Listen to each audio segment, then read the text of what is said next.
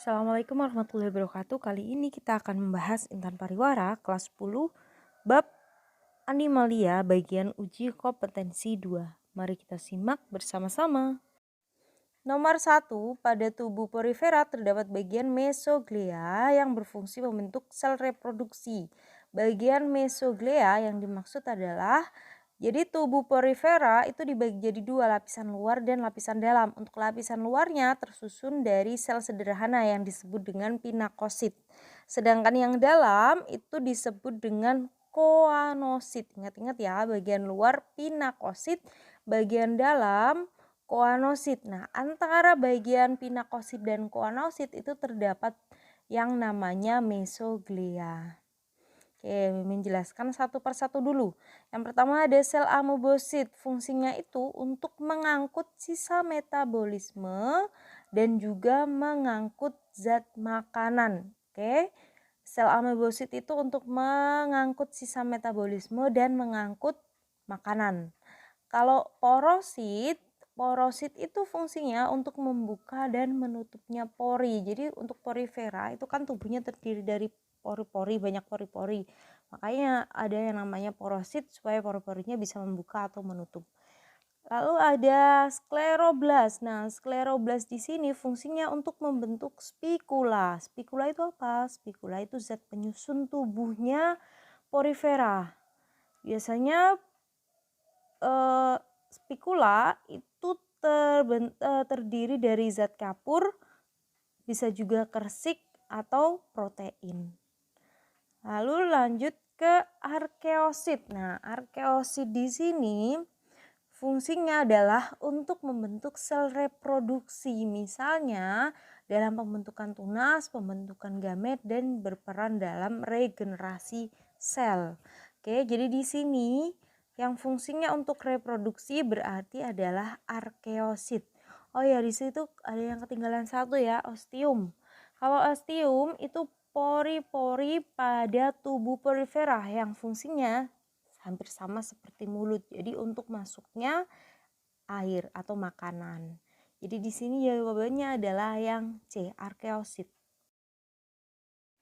Nomor 2, perhatikan gambar daur hidup Aurelia sp berikut. Tahapan yang menunjukkan polip muda terdapat pada angka. Jadi Aurelia atau yang biasa kita sebut dengan ubur-ubur. Nah, tahapannya itu dimulai dari adanya individu betina dan individu jantan, atau di gambar itu yang bagian paling besar medusa dewasa atau bagian ubur-uburnya. Jadi ada ubur-ubur jantan dan ubur-ubur betina. Nah, ubur-ubur jantan dan betina di sini dia akan menghasilkan sel telur sama sel sperma. Kemudian sel telur sama sel spermanya akan bertemu. Nah, sel telur dan sperma yang bertemu akan membentuk zigot dan kemudian terbentuklah yang namanya planula atau yang disebut dengan larva bersilia. Oke, jadi setelah tahapan planula, planula ini akan menetap atau menempel. Nah, silianya dilepaskan dan dia membentuk yang namanya polip muda atau biasa disebut dengan skifistoma. Skifistomanya akan membentuk tunas lateral sehingga Aurelianya akan tampak seperti tumpukan piring yang disebut dengan strobila. Nah, di situ ada strobila muda dan juga strobila dewasa. Lalu strobilanya di sini akan berkembang menjadi medusa muda atau biasa disebut dengan evira. Baru evira nanti akan berkembang menjadi medusa dewasa atau ubur-ubur lagi yang baru tapi dia sudah tua. Jadi di sini jawabannya untuk pertanyaan manakah yang termasuk polip muda, jadi yang termasuk polip muda adalah gambar yang kedua. Jawabannya yang B. Nomor 3, infeksi cacing pita pada tubuh manusia disebabkan manusia memakan daging yang tidak dimasak sempurna. Hal ini karena daging tersebut mengandung, jadi di dalam tubuh manusia itu kan ada cacing pita nih, contohnya yang berkembang biak secara seksual dengan menghasilkan telur. Nah, setiap segmen dari tubuh cacing atau yang disebut dengan proktid itu mengandung sel telur yang masak. atau yang sudah matang akan lepas dari rangkaian proklotid serta keluar dari usus inang bersama dengan fases umpama nih. Lalu ketika fasesnya tadi kan yang sudah terkontaminasi, di fasesnya sudah ada cacingnya atau proklotidnya tadi, segmen tubuhnya. Ketika pakan sapi terkontaminasi, maka telurnya akan menetas dan keluarlah larva yang disebut dengan heksakan. Nah, larva heksakan ini setelah dia sudah ada di dinding ususnya sapi, dia akan menuju ke jaringan. Contohnya bisa ke jaringan otot. Di dalam jaringan otot, heksakannya akan berkembang menjadi cysticercus. Jadi biasanya di jaringan ototnya sapi itu ada cysticercus. Nah, saat manusia makan daging sapi yang mengandung cysticercus dan daging tersebut tidak dimakan dengan sempurna, maksudnya dimakan yang setengah matang gitu, maka cysticercusnya akan berkembang menjadi cacing pita dewasa di dalam usus manusia.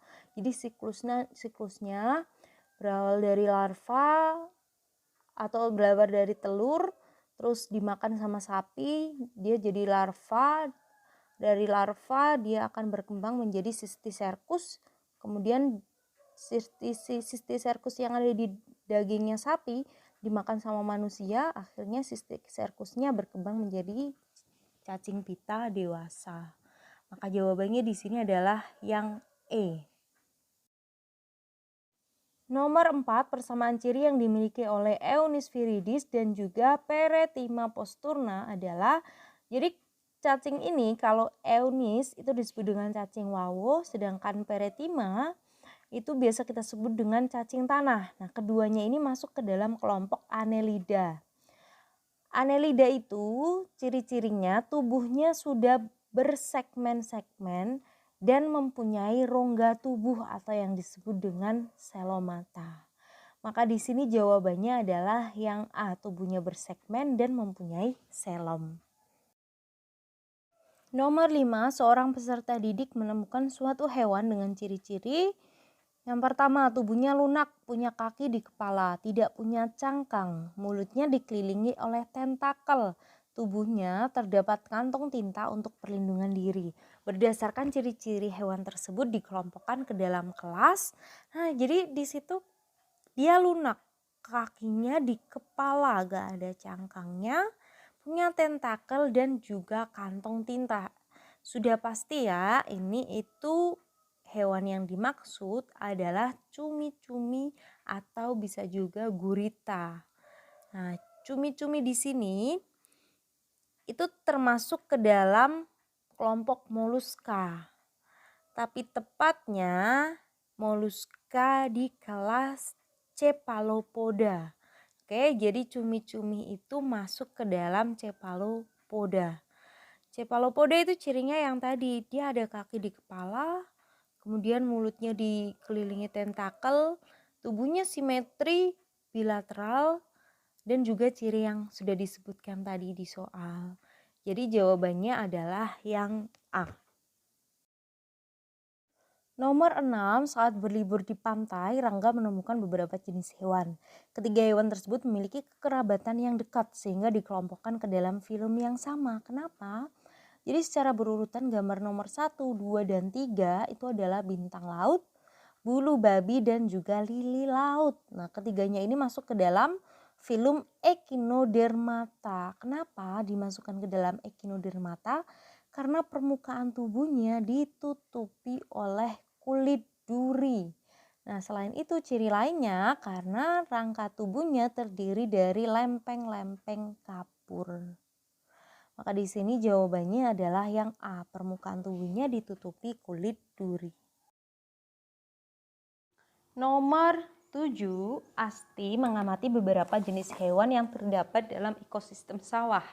Asti menemukan beberapa jenis hewan seperti belalang, capung, kupu-kupu, jangkrik, dan walang sangit. Berdasarkan hasil temuannya, Asti mengelompokkan hewan-hewan tersebut ke dalam kelompok yang sama. Dasar pengelompokannya kira-kira apa yang digunakan Asti? Jadi hewan-hewan yang disebutkan di nomor 7 itu termasuk ke dalam kelompok insekta. Oke, insekta ya, atau kita biasa nyebutnya serangga. Nah, insekta ini ciri yang digunakan untuk pengelompokannya adalah yang pertama, kakinya berjumlah 6 buah. Kakinya 6 buah ciri insekta atau 3 pasang. 6 buah atau 3 pasang. Kemudian tubuhnya berruas-ruas. Jadi tubuhnya berruas-ruas dan terbagi atas kepala, dada, perut. Oke, jadi tubuhnya berruas-ruas terbagi atas kepala, dada, dan juga perut. Nah, maka di sini jawabannya adalah yang B. Kakinya berjumlah 3 pasang atau 6 buah. Nomor 8, Salma mengamati beberapa jenis hewan di lingkungan sekitar. Data pengamatan yang diperoleh Salma sebagai berikut. Jadi di situ ada hewan P sampai dengan T. Nah, pernyataan yang benar berdasarkan data hasil pengamatan tersebut adalah, kayak kita bahas dulu yang P. Yang P mempunyai 2 pasang sayap, ada sayap depan lebih tebal dibandingkan lebih sempit juga dan lebih kuat dibandingkan dengan sayap belakang. Terus kaki belakangnya panjang dan kuat. Nah, ini berarti dia adalah ordo Orthoptera. Oke, yang P itu ordo Orthoptera. Lalu yang H, cirinya mempunyai sayap membran berjumlah 2 pasang, memiliki mata majemuk dan tipe mulut pengunyah atau penggigit. Nah, yang H ini termasuk ke dalam ordo Odonata. Lalu hewan R itu mempunyai 2 pasang sayap yang dilapisi sisik. Mulutnya bertipe penghisap dan dilengkapi dengan alat penghisap berupa belalai yang dapat dijulurkan. Berarti R ini masuk ke dalam ordo Lepidoptera. Lalu hewan S itu cirinya mempunyai sepasang sayap depan dan sepasang sayap belakang yang berubah menjadi alat keseimbangan. Mulutnya tipe penusuk dan penghisap atau penjilat dan penghisap. Maka yang S ini termasuk ke dalam ordo Diptera. Kalau yang hewan T mempunyai 2 pasang sayap depan, sayap belakang berbentuk sama dan transparan. Hewan betinanya tidak bersayap. Nah, T ini berarti masuk ke dalam ordo Homoptera. Oke, jadi untuk yang hewan Orthoptera, Odonata, dan juga Homoptera itu masuk ke dalam hemimetabola. Mimin ulangi ya. Untuk hewan Orthoptera, Odonata, dan juga Homoptera itu masuk ke dalam kelompok hemimetabola. Maksudnya apa hemimetabola? Itu merupakan hewan yang mengalami metamorfosis tidak sempurna. Jadi hanya telur, nimfa, kemudian imago. Sedangkan yang Lepidoptera dan Diptera, ingat Lepidoptera dan Diptera itu masuk ke dalam kelompok holometabola.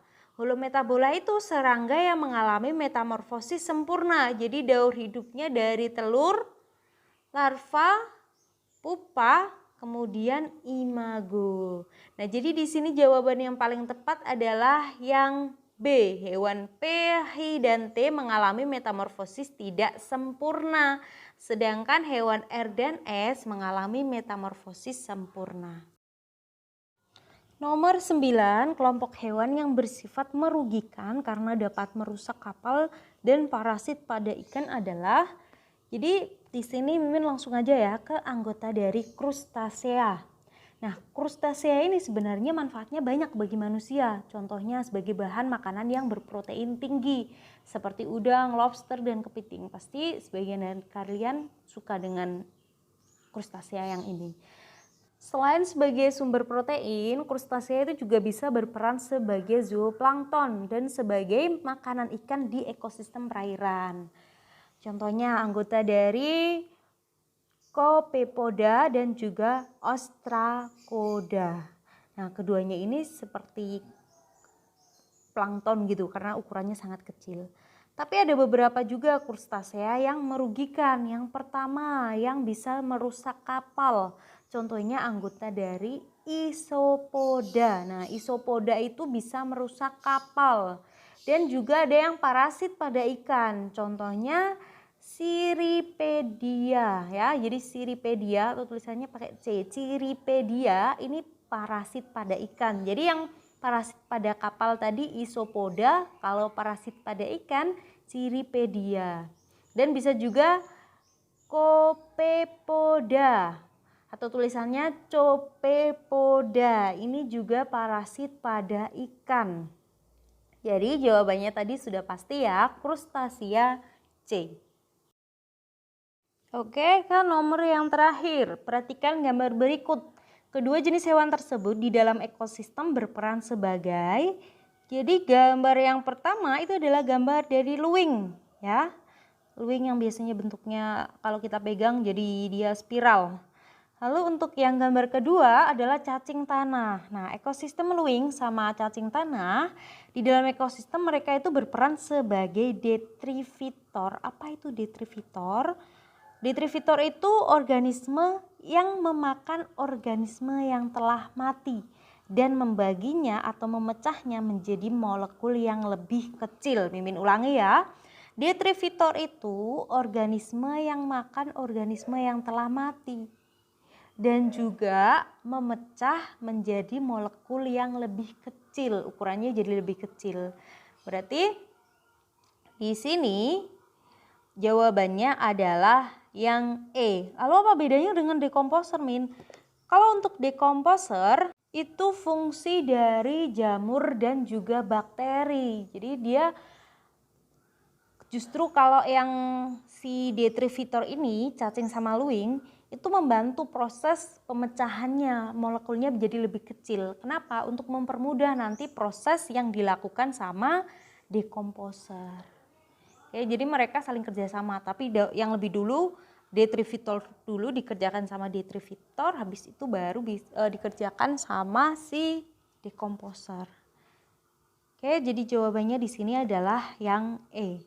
Sekian pembahasan kita kali ini, semoga bermanfaat. Terima kasih. Wassalamualaikum warahmatullahi wabarakatuh.